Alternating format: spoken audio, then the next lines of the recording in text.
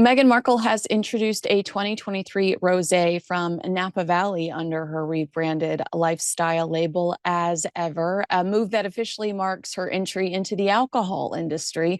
But this isn't just another product drop. The rollout follows a string of missteps tied to her past ventures, from podcasting deals that fizzled to branding pivots that confused even loyal followers. American Riviera Orchard came and went without clarity, and now, as ever, appears to be the latest attempt to stake a claim in the oversaturated lifestyle market. Still, this launch has struck a very specific nerve, not just because of what the product is, but because when it was released, July 1st, Princess Diana's birthday, a source close to the royal household told me it's not lost on Prince William that Meghan has launched an alcohol brand on his mother's birthday, the very mum he lost in a drink driving tragedy. When I asked if there was anger at Meghan for using Diana's birthday to promote her commercial products, my source replied it's what he's come to expect from her. He doesn't think much of her. They added, Dave, William, and Catherine been quite good at ignoring the Sussexes, but anything to do with his mother is still a tender spot. To launch an alcohol brand on Diana's birthday, it felt to him pointed, or at the very least, shockingly tone deaf. Privately, there is hope within the family that Harry and Meghan will eventually thrive in the business world, not out of affection, but out of strategy. The thinking goes, if they're secure and financially stable, maybe the public criticism towards the palace and media outbursts will subside. But timing an alcohol launch to Diana's birthday wasn't just a misstep. It was borderline cruel. And you have to sit and think, what is Prince Harry thinking at home today? As Meghan is doing victory laps around the kitchen, excited for this launch, Harry is still thinking about the mother he lost, the mother that he loved, the mother that he talks to us about constantly. This is still a tough day for Prince Harry, too.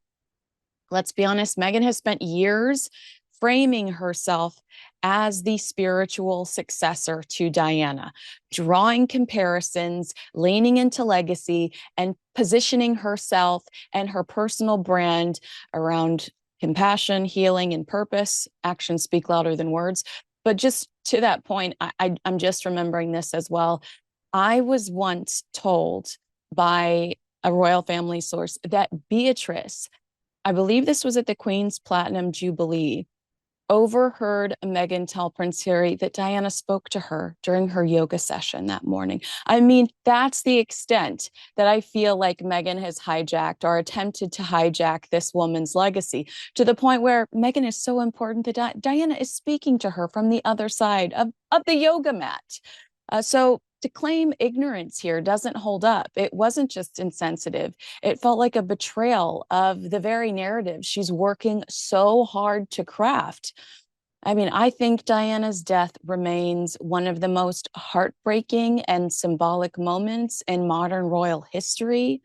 Linking that memory, whether intentionally or accidentally, to a commercial product, especially one tied to alcohol, feels like a profound misjudgment. There are 363 other days to launch a wine or an alcohol brand. Choosing this one, even if unintentional, speaks volumes.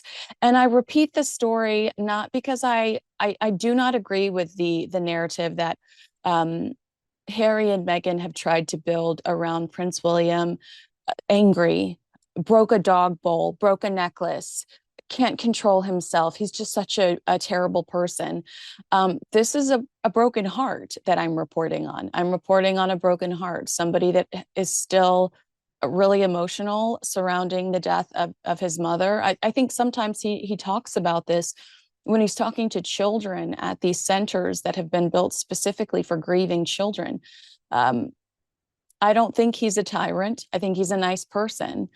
And ultimately, I do want to stress that the royals would like for these two to have some success so that they will lay off of them, so that they will leave them alone, and so that they don't have to worry about Meghan mentioning to the cut that she found an old journal and she didn't sign an NDA And these whispers and gossip that persist that Meghan could inevitably write a tell-all. They would love for Meghan to have a successful lifestyle brand because in their minds, in their hearts, hopefully that would change Harry and Meghan's entire strategy around how they deal with the royals and stop selling their secrets, which has been the only way they've been able to function so far.